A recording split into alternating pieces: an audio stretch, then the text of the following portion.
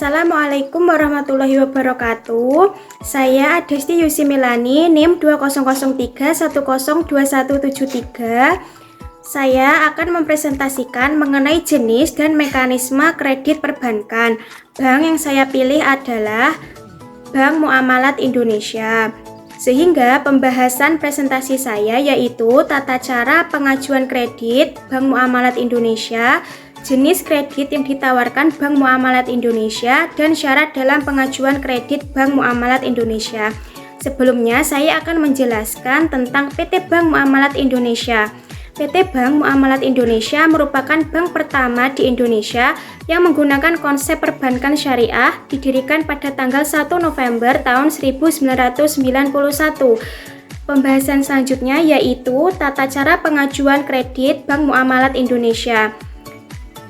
Tata cara pengajuan kredit PT Bank Muamalat Indonesia yaitu yang pertama, siapkan dokumen yang diperlukan yang meliputi A. Formulir aplikasi, B. Fotokopi kartu tanda penduduk, C. Kartu keluarga, D. Surat nikah jika sudah menikah, E. Nomor pokok wajib pajak atau NPWP, F. Slip gaji asli atau surat keterangan kerja bagi karyawan.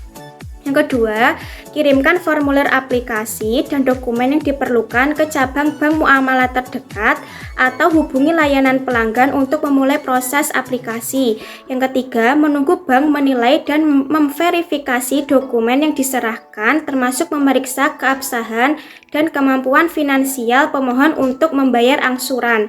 Yang keempat, jika permohonan disetujui, bank akan menentukan besaran pembiayaan serta syarat dan ketentuan pembiayaan, termasuk besaran angsuran, tenor, dan margin keuntungan. Yang kelima, tanda tangani perjanjian pembiayaan atau akad kredit dan tunggu pencairan dana yang akan ditransfer ke penjual atau pengembang properti sesuai dengan ketentuan yang telah disepakati. Nah, selanjutnya, jenis kredit yang ditawarkan PT Bank Muamalat Indonesia. PT Bank Muamalat Indonesia menawarkan berbagai jenis produk kredit kepada nasabahnya. Beberapa produk kredit yang ditawarkan adalah yang pertama, KPR IB Hijrah, merupakan produk pembiayaan rumah yang mungkin mengikuti prinsip keuangan syariah. Dirancang untuk membantu pelanggan membeli rumah impian mereka. Yang kedua, Multiguna IB Hijrah merupakan produk pembiayaan multiguna yang mengikuti prinsip keuangan syariah. Digunakan untuk berbagai keperluan seperti renovasi rumah, pendidikan, atau perluasan usaha. Yang ketiga, pembiayaan hunian syariah bisnis merupakan produk pembiayaan rumah yang dirancang untuk keperluan bisnis. Ini mengikuti prinsip keuangan Islam dan cocok untuk pelanggan yang ingin memberi properti untuk tujuan bisnis. Yang keempat, Musyarakah Mutanasikoh merupakan produk pembiayaan rumah yang mengikuti prinsip keuangan syariah. Dirancang untuk pelanggan yang ingin memberi properti tetapi tidak memiliki dana untuk melakukannya. Bank akan membeli properti tersebut bersama-sama dengan nasabah dan nasabah secara bertahap akan membeli saham bank tersebut. Yang kelima, take over merupakan produk pembiayaan yang memungkinkan nasabah untuk mengalihkan pembiayaan yang ada dari bank lain ke Bank Muamalat Indonesia. Bank akan melunasi hutang nasabah ke bank lain dan selanjutnya nasabah akan melunasi hutang tersebut kepada Bank Muamalat Indonesia. Nah, pembahasan yang terakhir yaitu syarat pengajuan kredit di Bank Muamalat Indonesia. Untuk mengajukan pinjaman di PT Bank Muamalat Indonesia, persyaratannya berbeda-beda tergantung jenis pinjamannya. Nah, adapun persyaratan umum dan juga persyaratan khusus beberapa produk pinjaman yaitu yang pertama, ketentuan umum. 1. Warga negara Indonesia. Yang kedua, usia minimal 21 tahun pada saat melamar. Yang ketiga, memiliki pekerjaan atau bisnis tetap. Yang keempat, memenuhi persyaratan pendapatan minimum. Yang kelima, memiliki catatan kredit yang baik di Biro Informasi Perkreditan BI Checking atau laporan SLIK OJK.